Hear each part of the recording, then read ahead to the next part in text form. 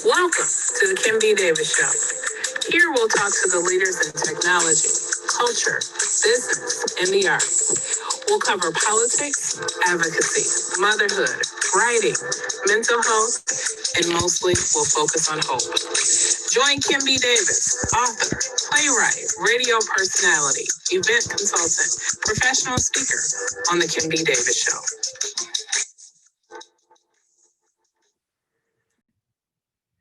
Good evening and welcome to the Kim B. Davis Show. I'm your host, Kim B. Davis, and this evening it is my pleasure to introduce to you Kimberly Davis-Peters. She is a children's author and she has written some amazing books for children of color. Good evening, Kimberly. How are you? I'm doing well. Thank you so much for having me. How are you? I'm great, and Merry Christmas. I love your Christmas tree behind you. Thank you so much. I am a huge Christmas person. I love the holidays, so nostalgic for me. And this year, usually I try to put my tree up around Thanksgiving or right after, but this year I was ready to kick October 31 out the door. November 1st, I had the tree out. I had my husband bring up the ornaments. I was ready to go because everything that's going on in the world, I knew I needed some Christmas cheer a little bit early. Even if that's not the reality of what we were living in, I needed to imagine for a moment that everything was great. So I put up my tree early. Thank you. And it's really brought me a lot of joy. That's the blessing, and that's what's most important. So Absolutely. it's 2020, and I just want you to think back, to the beginning of the year. I'm sure you were like, COVID, what's that? Unrest, racial unrest, national unrest, and global unrest, a divisive election, and now we're in the midst of a second shutdown. Yeah. You just talked about how important self care is in terms of putting up your Christmas tree to help lift your mood. How have you been helping yourself outside of that maintain through 2020? That is a really good question. So, generally speaking, I am a pretty resilient person. Everything I've been through in my life, I've been able to pick up, keep going despite the storm around me. This year obviously was a little different. I didn't know at the beginning of COVID, what I didn't know all the other things that would come with it. I didn't know how long COVID would last.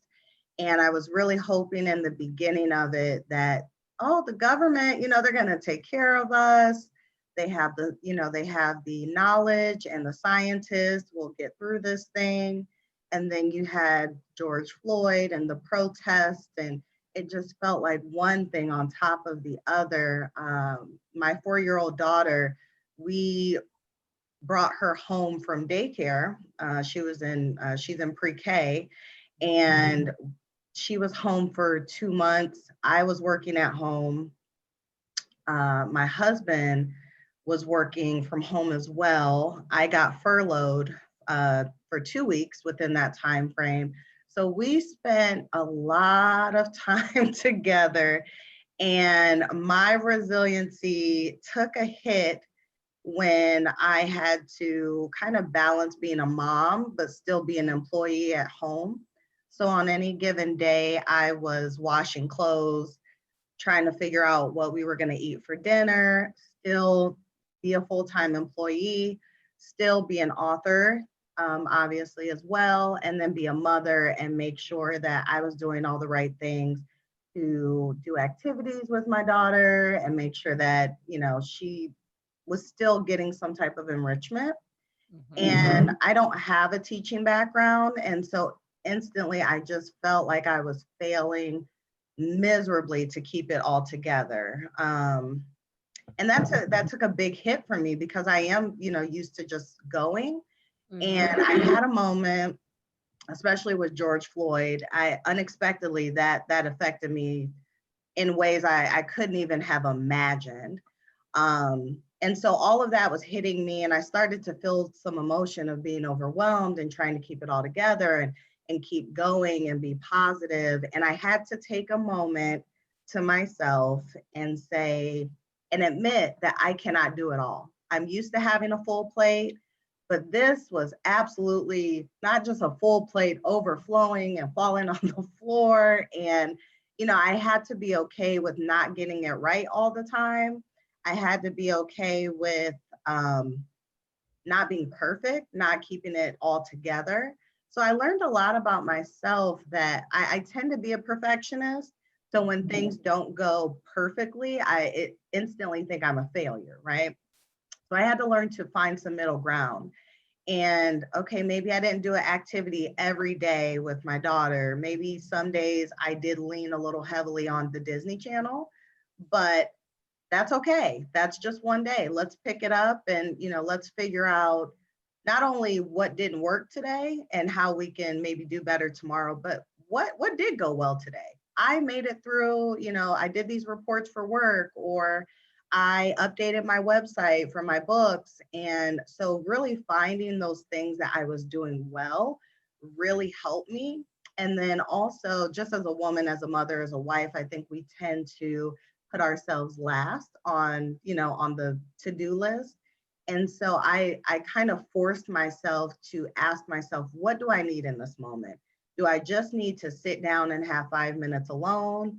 Do I need to go take a walk? Do I need to read a book? What's happening kind of internally in me, and how do we solve for that? Because someone told me a few years ago, and it was very helpful advice, that you cannot serve from an empty bowl. And I tend to do that as long as I'm serving others and everyone else is taken care of. That's just the nurturer in me, then life is good. And even if I'm falling apart. And so trying to reverse that and make sure I'm okay so that I can give more to others, and just be more present and, be more healthy for myself, really was insightful. And so, this quarantine, this entire experience has really proven how resilient I am, how adaptable I am, that it's okay to say that I need something, for myself and not feel selfish. And so, as much as it's been stressful, there have also been a lot of blessings that's come out of it. You know what? I am so happy to hear you say everything that you said, because I've been saying that on this show for months, that Mhm. as women, it is very, very difficult to be a wife, to be a mother, to be the teacher, to be the cafeteria lady, to be the person who, checks the homework and makes sure. I have a degree as well. My degree is not in education. And so I have two students that I'm doing virtual school with. And I remember the first month I was falling apart because I was just like, I can't do this. I don't Mhm. know how to do this. You Yeah. know, how do you run back and forth between two kids? And I know people have it worse when they have 3, 4, 5, 6, and 7. And so how do you maintain all of that? Like you said, doing laundry. You're always cooking because you're at home, because you're trying to be safe and make sure that everyone eats nutritionally. What I also liked what you said was you're a nurturer. And I have people who will always say, Kim, you carry so much on your shoulders. I said, I do, but it does, but the way that it feels for me, it wouldn't feel the same way for you. For you, it would be heavy because it's not your burden. For me, it's my burden. But I'm the same way. I will take care of everyone else, falling apart or not, and power through. Yeah. And then later go crumple in the corner and go, oh, I'm tired. Yeah. And oftentimes when you're like that, you don't always have other people to come to you, not because you don't have friends, not because you don't have family, but there is this notion or this belief that when you can do it all, people are like, well, she doesn't need help. And Right. so kudos to you. Bravo to you that you recognize that you can ask for help. Thank It you. is it is difficult to ask for help. So I am so very happy to hear you say that. Thank you so much. I am the strong friend. And so people tend not to neglect me, but like you said, I'm okay. I'm resilient. Kim will be fine. And I don't take that offensively because I do carry that kind of as a badge of honor. So another aha moment for me was to be more vocal with people about, I am having a break. I am going to have a breakdown, and here's why. I feel like I'm failing. This is what happened to me today, and I feel like this, and allowing myself to be vulnerable in the space and presence of other people that I consider myself close to, but don't have those vulnerable moments with, and allowing myself to kind of crumple in, in their arms in that moment and say, I understand. It's okay. We're going to get through this, has been very transformative for me in picking myself back up and really leaning on my village and appreciating them, for more than I knew that even they were, to be able to carry some of my burden in that moment and be safe with them and be vulnerable. So you have to also have the right people around you. You have to have a strong support system. You have to be okay with being vulnerable. It's okay if, we sometimes, especially women, want to look good, keep it all together. It's okay to fall apart. You can pick yourself back up and it will be okay. But I think it's important for other people that know you to know different facets of you.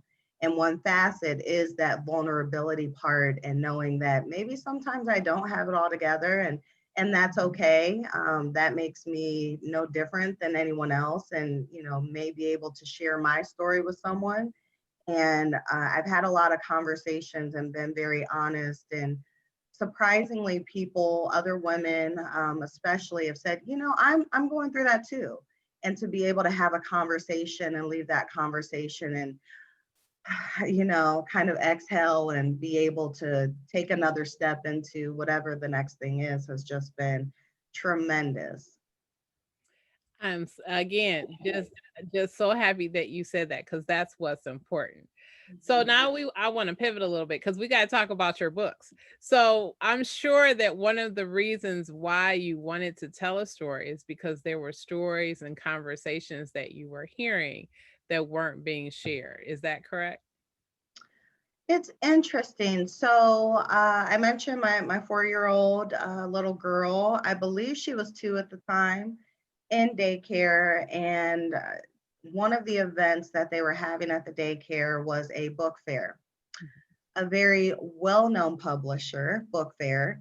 And at this book fair, if you've ever been to a book fair, there are these open and shut cases, metal cases, and they're at the daycare, there's a very long hallway. And so there was, case after case and case of books. I knew they were going to be there. I was very excited because I've been an avid reader since a little girl. So to be able to share that moment with my daughter and reading her stories and her being excited, I was very much looking forward to sharing that moment with her and picking out books and being aware that I wanted to actively look for books that represented her. So fast forward, we go to the book fair, long hallway, cases, and I mean hundreds of books. And out of these hundreds of books, I kid you not, there were 3 that had a representation of, people of color. Mm-hmm. There were more monsters, dogs, other races, than there were, persons of color. And I was just super disappointed. And I immediately thought, what does it say to my daughter? Does it tell her that she doesn't matter, that the way she looks is not a good thing? It's not good enough to be represented in the stories that she reads.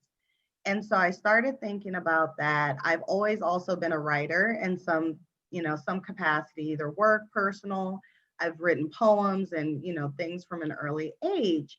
And I was really close to going into writing a novel. I was kind of brainstorming at that point. So this book fair situation happened, and I started talking to people in my circle, and I was just livid. Like, I went to this book fair and I can't believe, girl, they had 3 books. And of course I bought all 3, right? So exactly. And every single one of them would sit back and they'd listen and they'd, kind of, okay, I hear you. And they'd have this perplexed look on their face. And I'd say, oh, okay, so what, you look like you want to say something. And so time after time, the feedback that I got was, well, aren't you a writer? And I would say, yeah, but I'm not a children's book writer. Like I write, I'm planning to write for adults, I write business content, things like that. I don't do children's. But can you believe, someone needs to fix this problem? And so people kept, that same message. Well, aren't you a writer? Aren't you a writer? And so I finally, came to the conclusion, well, listen, if these stories aren't going to be represented, I'm going to make sure my daughter knows that there is a book, at least one, that looks like her, and she can be proud of knowing that it represents who she is. And hopefully if other children see it too, then fantastic. So I ventured out, and the first book that I wrote in 2019 was Ellie and the Rainy Day. Very much looks like my little girl. And I wanted to take a simple story. I was really taking a step out on faith to prove to myself, can I write a book? I don't know, can I write a children's book? Because I tend to also be wordy, and these are shorter stories. And so I was a little worried with the word count. And so I set out to write this story, and to be very easy on myself, I took a very simple situation, myself and my daughter being stuck in the house on a rainy day. And what do you do? Because just because it's raining, anyone who has little children or who has had little children know that they're not going to sit still. You still have to keep them active. So the story for Ellie and the Rainy Day came about.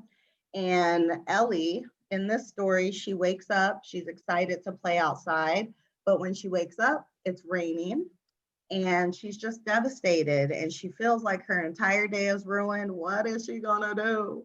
And so her mom steps in, and they have a really fun day together. I won't give away the entire story, but they have a great day. And Ellie finds out that, she can have a great day even though it was raining. And so when I got done with the story, after I published it, I got a lot of great feedback, and even some adults. I remember one saying, wow, I'm going to make sure that I start looking for the rainbow after it rains every time, just in life. And so the more that I kept hearing this feedback, really the story is about overcoming obstacles. What will you do when things don't go your way? We've experienced that as adults, and if we can incorporate that message in our children, how much more prepared for life will they be with that message? So very proud of Ellie and the Rainy Day. Excellent, excellent. Now you have a second book.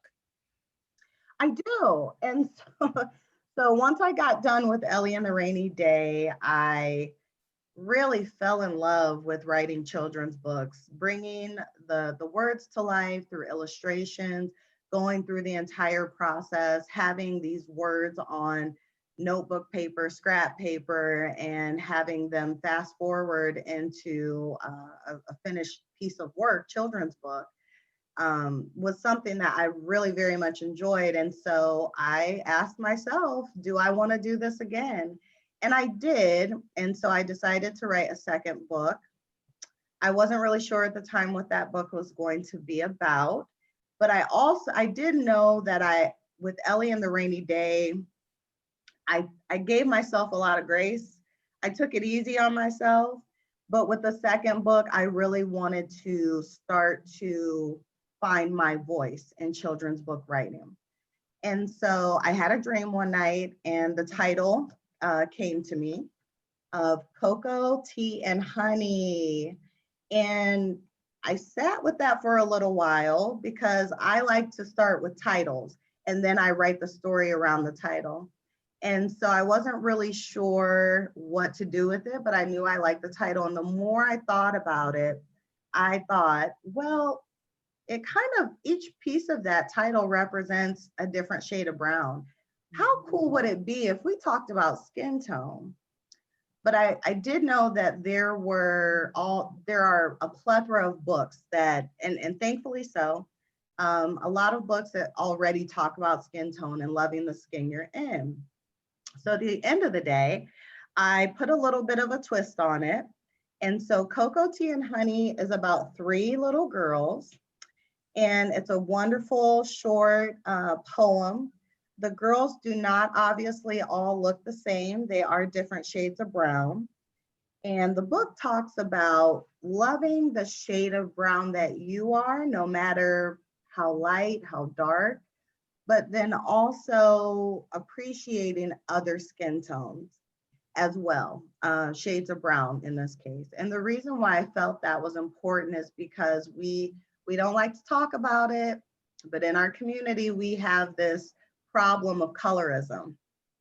And we make these jokes and we say these things, and our older generations really have some deep experiences with colorism that, you know, are passed down.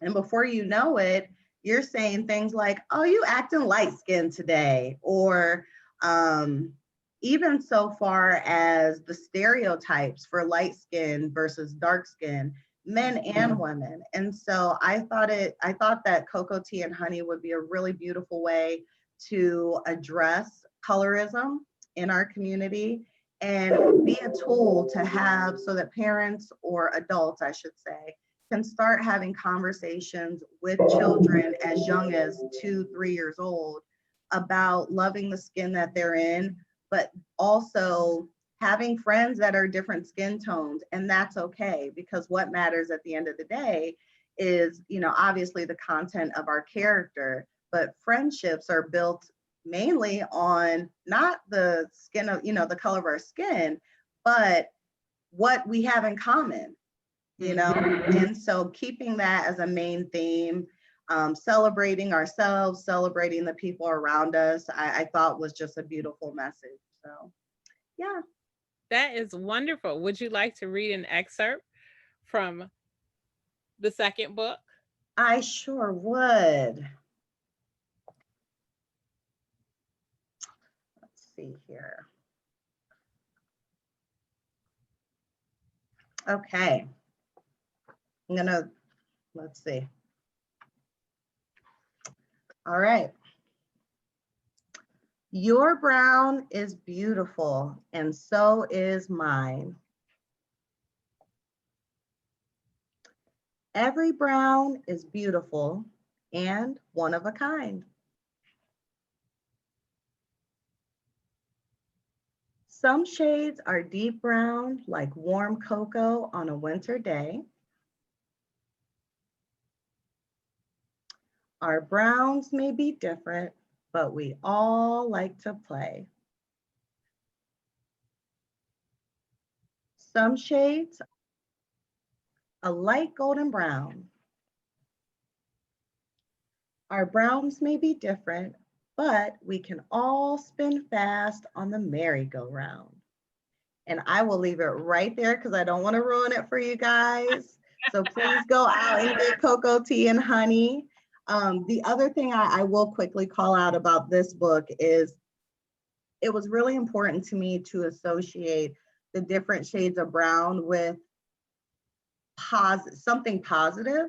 And so it was important that I associate it with, you know, honey and cocoa, things that when you think about just brings a smile to your face, or something that you would see as positive, and making sure that that association was there, so that, you know, someone who may be one shade, when they think about a different shade, they associate, oh, cocoa or honey, and have a positive thought about that skin tone as well. Excellent, excellent. So tell us a little bit about Ellie's Bookshop. Ellie's Bookshop obviously was created right after Ellie and the Rainy Day. I wanted my little girl to have something to show. I wanted to have something to show her that she inspired me. to do. And something, so it was a birth, a labor of love. And the plan is every single book that I create is going to be available on Ellie's Bookshop. Right now we have Cocoa Tea and Honey, Ellie and the Rainy Day. I have plans for a few more books next year as well in the Ellie series. I've been asked many, many times by mothers of little boys to create content with featuring a male character. So that is something that you absolutely will be seeing in 2021 as well. And there are some accessories that go along with the book. So we do have coloring sheets that are from both Cocoa Tea and Honey, as well as Ellie and the Rainy Day. We have stickers for Cocoa Tea and Honey. We'll have some stickers for Ellie and the Rainy Day as well. And starting next year, what you'll find is with the hardback books that will be available, they will be available in bundles. So you'll have not only the book, but you'll have something associated with the book as well that links to the theme of the book. So what I'm planning to do next year with Ellie and the Rainy Day is be able to offer the book, and then because there's some activities in the book as well, you'll find a art smock, a canvas, and some crayons, and a little easel, as well as some paint as well. And so that will be with the hardback book, to have those bundles so that you're getting a lot more for your money. Excellent. So you're encouraging kids to be creative while they're looking at your work and coloring the pages and using their own imagination. Absolutely. Fantastic. So I'm going to ask you a couple more questions because our time is slowly moving. What has your greatest achievement been in writing? Wow.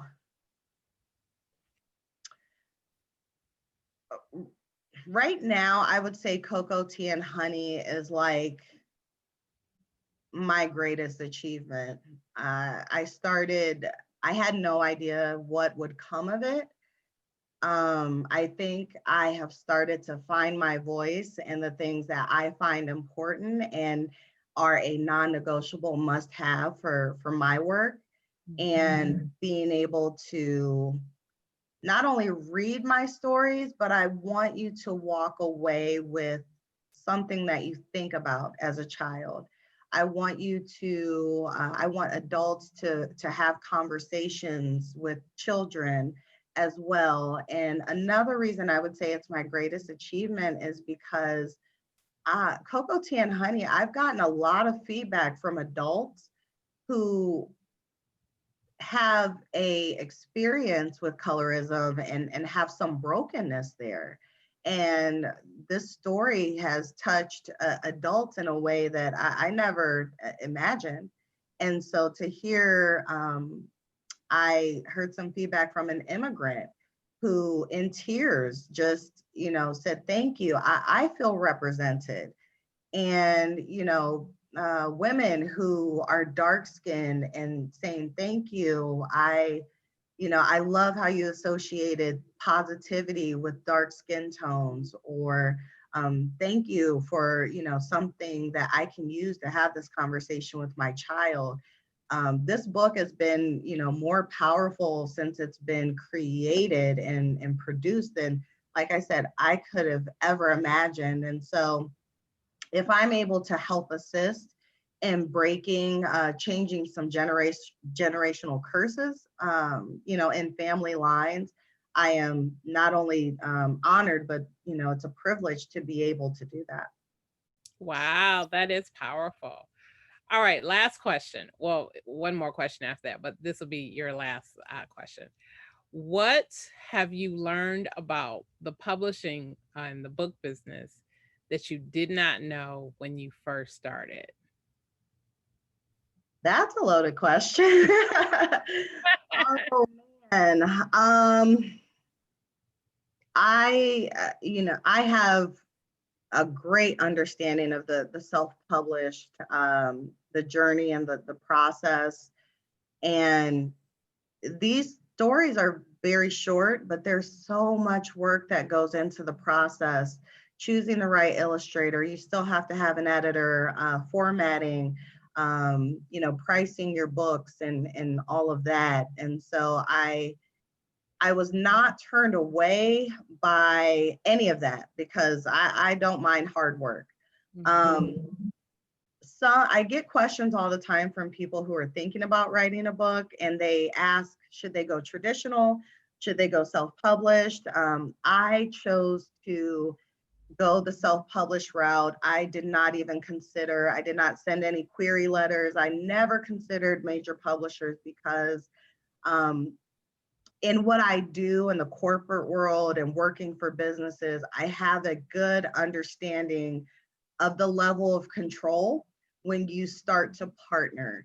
And because of the message that I knew was important for me to get out, I did not want anyone to interfere or dampen me as I go down that road. The thing is, self-publishing is the heavy lifting is all on you. You don't have a publisher, who has a team to get things done. So, for me, I've enjoyed this journey. I would be open to traditional publishing in the future. It would just have to be the right terms for me as well. So I've learned quite a bit. The other thing that I would say I've learned and that's been most important when I started in this journey, I started because I thought there was a lack of representation. And let me be very clear. There's not a lack of representation. There is a lack of representation in mainstream publishing. And if you, but don't for any reason misunderstand, if you peel back the layer, there are hundreds of authors writing for children of color. So we are represented. We just do not have the spotlight that, from a traditional publisher. But I think I slowly feel a shift that we are getting ready to make a major change in that from what I've seen. And I'm very excited to be a part of that. Excellent. I agree with you on all of those different things. It is a very heavy lift when you self-publish. Everything is on you. And you're right. We don't have the spotlight because there are lots and lots of people who are writing. Thank you, Kimberly Davis-Peters, for coming on the Kim B. Davis Show. You were fantastic. It was great to hear about your books and hear about how you're maintaining your mental well-being. Tell us how we can find you. Tell us where we can find your books and your social media links if you're on social media as well. Absolutely. So you can find both of my books at elliesbookshop.com. That's ELLIES. bookshop.com. You can also follow me on Instagram and Facebook at Ellie's Bookshop. Fantastic. Thank you so much. I hope that you will come back on the Kim B. Davis Show when you are ready to release your next book. I will be very excited to see that. Thank you. I would love to. Great. Thank you so much for watching the Kim B. Davis Show. I hope that you'll tune into our next episode. And as always, remember, be magnificent.